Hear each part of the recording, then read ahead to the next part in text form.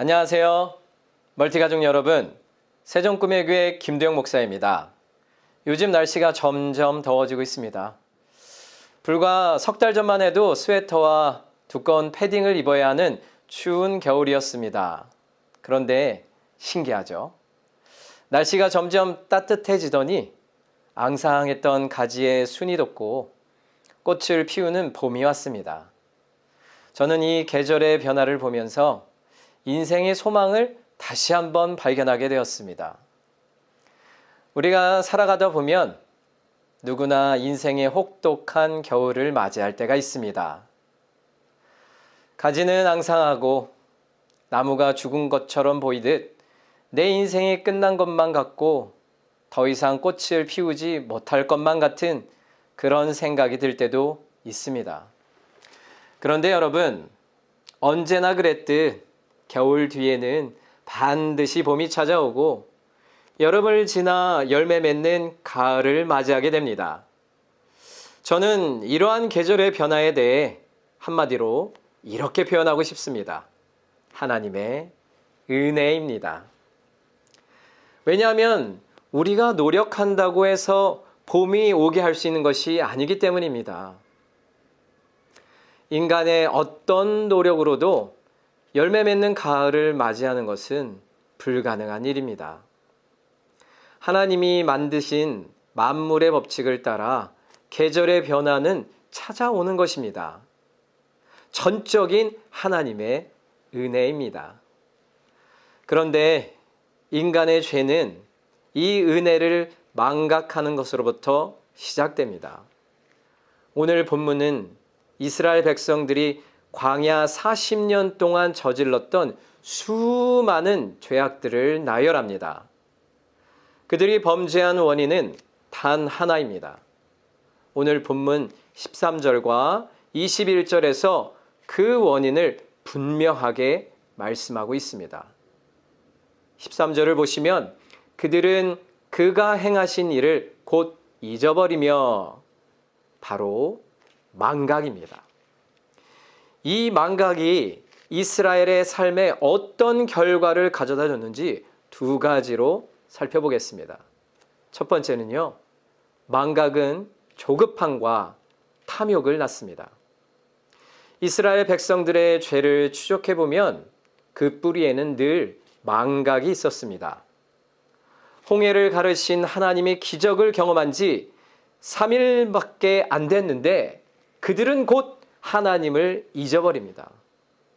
이 망각으로 이스라엘의 비극은 시작되었습니다.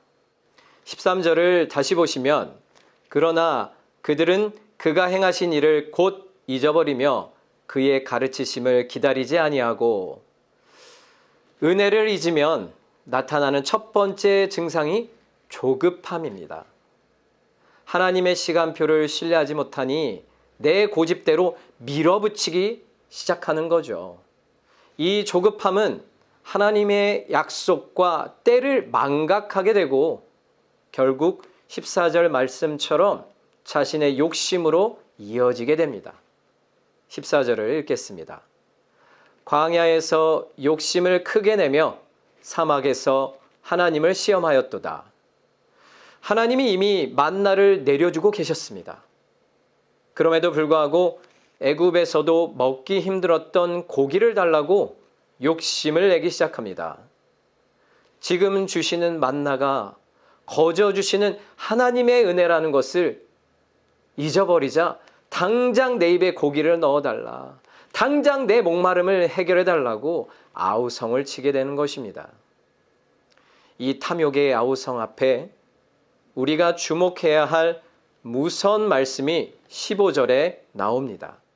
그러므로 여호와께서는 그들이 요구한 것을 그들에게 주셨을지라도 그들의 영혼은 쇠약하게 하셨도다. 그러므로 다시 말해 그들이 욕심을 부리며 요구했기에 하나님이 매출하기를 코가 삐뚤어지도록 주셨습니다. 그러나 그들의 영혼은 쇠약하게 하셨다고 말씀하십니다. 우리는 기도의 응답이 곧 축복이라 믿지만 하나님이 없는 응답은 풍요 속의 빈곤일 뿐입니다. 하나님을 잊은 채 내 욕심으로 얻어낸 결과물은 내 육체는 배부르게 할지 모르나 내 영혼은 빼빼 말라 죽게 만듭니다. 이 망각의 병이 깊어지면 24절과 25절처럼 됩니다. 그들이 그 기쁨의 땅을 멸시하며 그 말씀을 믿지 아니하고 하나님의 약속을 믿지 않고 또 듣지도 않게 됩니다. 여러분, 망각의 끝은 불신입니다. 하나님이 예배 가운데 혹은 기도 가운데 주셨던 약속에 대한 확신이 흐려진다면 하나님의 은혜를 속히 회복해야 합니다. 그것이 살 길입니다. 두 번째는요, 망각은 공동체를 무너뜨립니다. 망각은 나 혼자만의 문제로 끝나지 않고 공동체 전체를 무너뜨리는 전염병이 된다는 사실을 볼 수 있습니다. 은혜를 망각할 때 우리는 본질상 진노의 자녀의 모습인 죄성이 툭툭 튀어나오게 됩니다.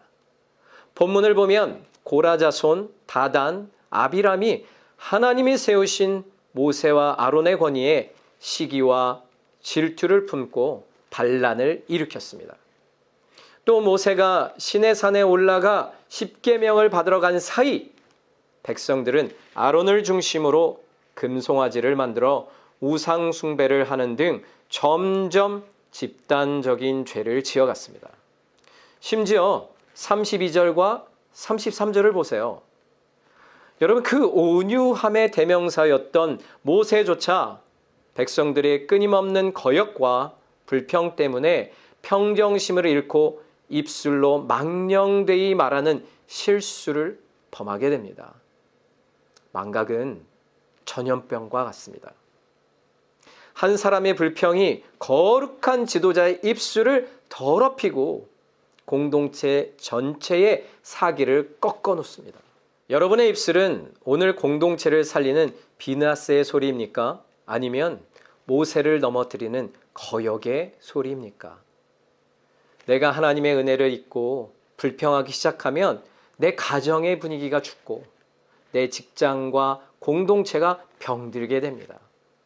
반대로 우리가 하나님의 은혜를 기억하고 있으면 30절의 비느하스처럼 재앙을 그치게 하는 축복의 통로가 될 수 있습니다.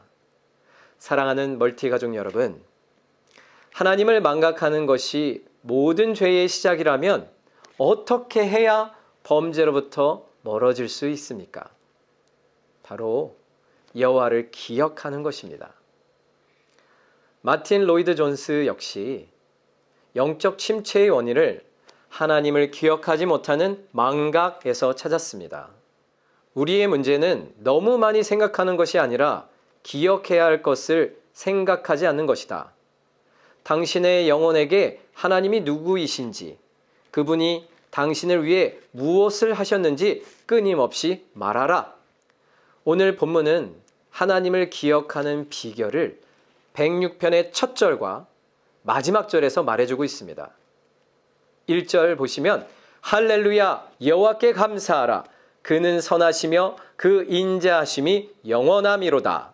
48절 여호와 이스라엘의 하나님을 영원부터 영원까지 찬양할지어다. 모든 백성들아 아멘할지어다. 할렐루야.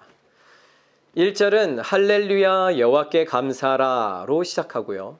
마지막 48절도 여호와를 영원까지 찬양할지어다 라고 끝납니다.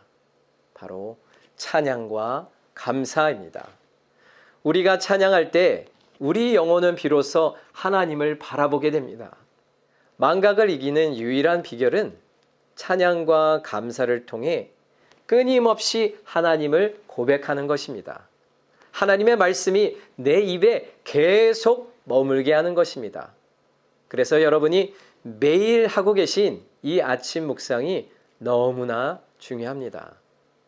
아침 묵상은 어제까지 내 영혼에 쌓인 망각의 먼지를 훌훌 털어내는 시간입니다. 여러분의 영혼이 배은망덕한 죄에 빠지지 않도록 지켜주는 영적 백신입니다. 오늘도 그 주님을 찬양하며 은혜 가운데 걸어가시는 하루가 되시길 축복합니다. 기도하시겠습니다. 하나님 아버지, 우리는 아버지께 은혜를 입은 자입니다. 하나님의 은혜 없이는 단 하루도 살 수 없는 존재임을 고백합니다. 하지만 때때로 우리는 하나님이 베푸신 은혜를 너무나도 당연하게 여깁니다. 거기에 더해 쉽게 잊어버리는 배은망덕한 그런 모습을 보일 때도 있습니다. 주님, 우리의 연약함과 교만함을 용서하여 주시옵소서. 오늘 말씀을 통해 여호와를 기억하는 것이 살 길임을 깨달았습니다. 찬양과 감사가 입술에서 끊어지지 않게 하셔서 하나님을 기억하는 자, 하나님의 은혜에 감사하는 자로 오늘 하루를 살게 하여 주시옵소서. 예수님의 이름으로 기도합니다. 아멘.